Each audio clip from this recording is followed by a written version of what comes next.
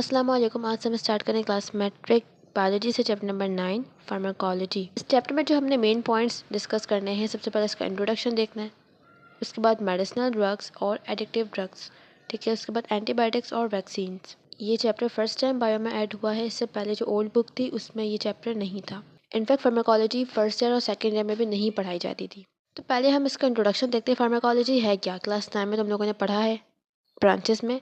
Pharmacology bio की एक branch है जिसमें हम ड्रग्स के बारे में पढ़ते हैं। सबसे पहले ड्रग का हम देखते हैं कॉम्पोजिशन, कि अगर एक ड्रग है तो उसकी कॉम्पोजिशन क्या है, वो किन चीज़ों से मिलकर बनी है, ठीक है, उसका स्ट्रक्चर कैसा है। उसके बाद है मोड ऑफ एक्शन, कि वो ड्रग काम कैसे करेगी बॉडी में जाने के बाद।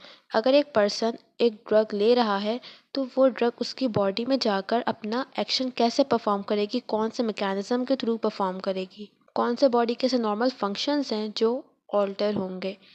इसके बाद है इफ़ेक्ट्स, कि वो ड्रग्स हमारी बॉडी पे कौन से इफ़ेक्ट्स ला रही है, ठीक है। इसमें हमारे कुछ डिज़ायर्ड इफ़ेक्ट भी हो सकते हैं जिस मकसद के लिए हमने वो ड्रग ली है, और साथ ही कुछ साइड इफ़ेक्ट्स भी हो सकते हैं।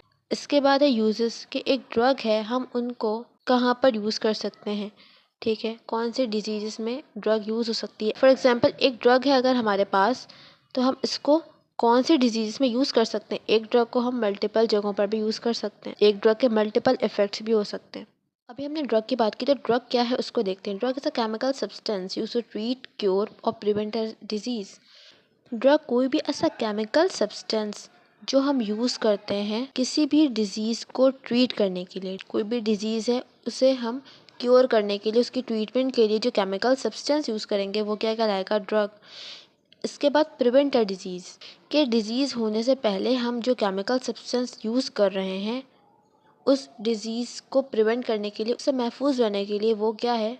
वो भी ड्रग है। इसमें एग्जांपल्स आती हैं वैक्सीन्स की। वैक्सीन्स हम कब लगवाते हैं? डिजीज़ होने से पहले, ताकि हमारी बॉडी में उस डिजीज़ के अगेंस्ट, उस ऑर्गेनिज्म के अगेंस्ट, उस फॉरेन बॉडी के अगेंस्ट इम्यूनिटी पहले से बन जाए। लाइक पोलियो वैक्सीन्स हैं, तो इसको हम यूज़ कर रहे हैं डिजीज़ को प्रिवेंट करने के लिए, तो ये भी क्या है? एक ड्रग है। इसके अलावा कुछ ड्रग्स को हम यूज़ करते हैं डायग्नोसिस में भी। डायग्नोसिस का मतलब क्या होता है? डायग्नोसिस मीन्स बीमारी का पता लगाने के लिए, ठीक है, कि डिजीज़ कौन सी है। तो कुछ ड्रग्स को हम डायग्नोसिस पर्पस के लिए भी यूज़ करते हैं। फॉर एग्जांपल स्टमक अल्सर्स, ठीक है।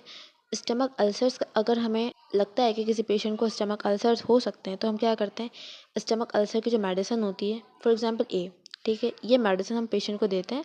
उसके बाद अगर उसकी जो कंप्लेन है एब्डोमिनल पेन की या डिफरेंट सिम्टम्स, वो ठीक हो जाते हैं, तो इसका मतलब क्या है कि कंफर्म डायग्नोसिस क्या हो जाती है कि उसको स्टमक अल्सर्स हैं। तो इस तरह हम किसी मेडिसिन को डायग्नोसिस पर्पस के लिए भी यूज़ करते हैं। अच्छा, जो ड्रग्स हैं उनको हम ज़्यादातर हासिल करते हैं प्लांट से या फिर एनिमल से। जो हर्ब्स होते हैं उनको प्यूरीफाई करते हैं, मॉडिफाई करते हैं ड्रग्स बनाने के लिए। स्पेशली हार्मोन्स हम डिफरेंट एनिमल से यूज़ कर रहे होते हैं। इसके अलावा माइक्रो ऑर्गेनिजम्स, ठीक है, इनसे भी हम ड्रग ड्राइव करते हैं, जैसे कि बैक्टीरिया है और फंजाई। अच्छा, अब ड्रग्स को हम डिवाइड करते हैं दो मेन कैटेगरी में। फर्स्ट है मेडिसिनल ड्रग और दूसरी क्या है? Addictive drugs. Medicinal drug simple वो ड्रग है जो कि हम ट्रीटमेंट के लिए यूज़ करते हैं, ठीक है, डिजीज़ को क्योर करने के लिए यूज़ करते हैं, and make the patient physically normal, ठीक है, जो भी इसकी कंप्लेन है वो दूर हो जाए। दूसरी टाइप की एडिक्टिव ड्रग, एडिक्टिव, ठीक है, ये ड्रग क्या करवाएगी? एडिक्शन। एडिक्शन मीन्स कि अब उसके बगैर रहना पॉसिबल नहीं होगा, उसकी आदत हो जाएगी। Which make the person relax by feeling pleasure. ये ड्रग क्या करती है? पर्सन के सेंट्रल नर्वस सिस्टम, ठीक है, ब्रेन में जाके एक्शन करती है। वहाँ पे कुछ केमिकल्स रिलीज होते हैं जिसकी वजह से पेशेंट को, जो पर्सन है, उसको रिलैक्स और काम फील होता है, और फिर इन द एंड पर्सन क्या होता है? उसका आदी बन जाता है, उस पर डिपेंड करने लगता है, उसके बगैर फिर वो नहीं रह सकता। तो एडिक्टिव ड्रग्स क्या हैं? वो ड्रग जो एडिक्शन करवाए, जिसकी फिर आदत हो जाए।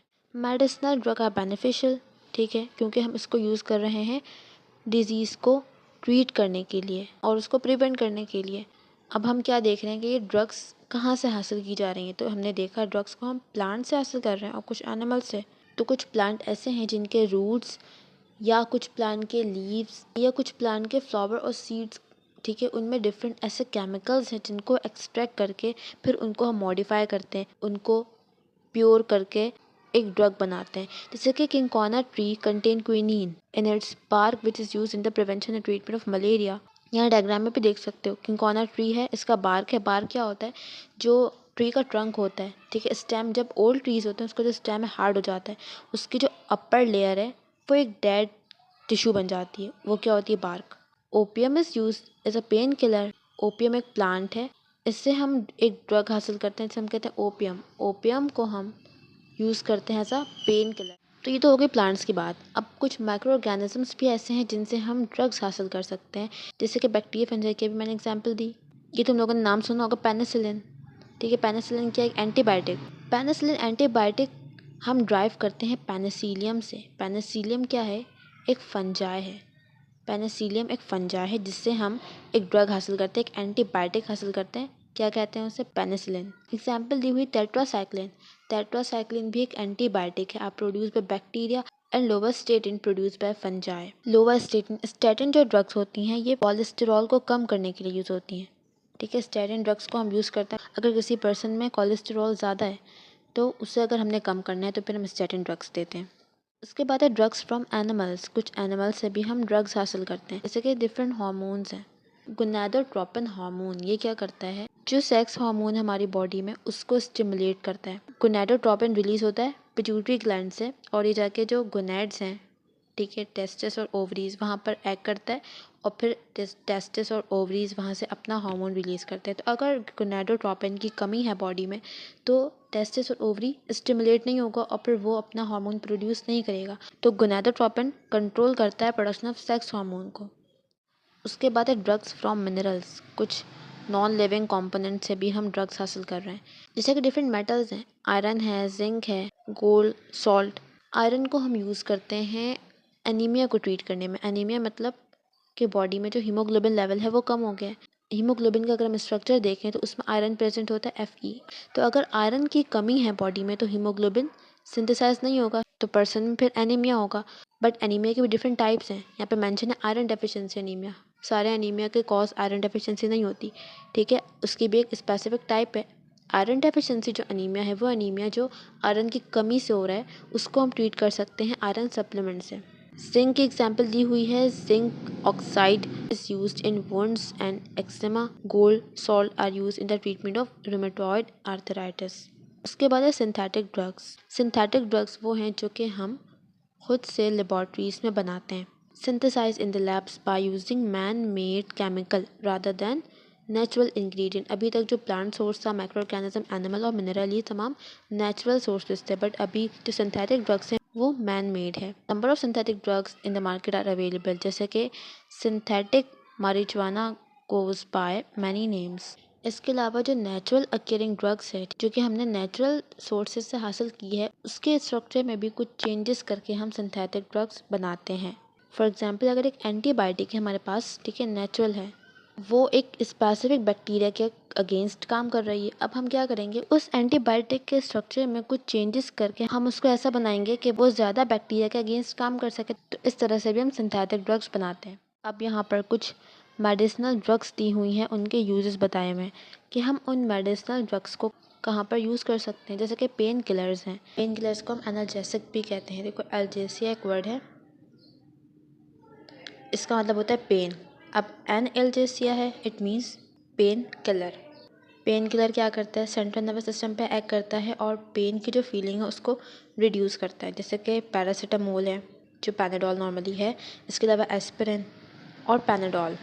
पैनाडोल भी क्या है? एक पैरासीटामोल। देखो, ड्रग का एक अपना ब्रांड नेम होता है जिस नाम से वो मार्केट में अवेलेबल होती है, ठीक है, वो कंपनी का अपना नाम होता है, और एक उसका जेनेरिक नेम होता है जो उसका मेडिकल नेम है। जैसे पैरासीटामोल एक फार्मूला है।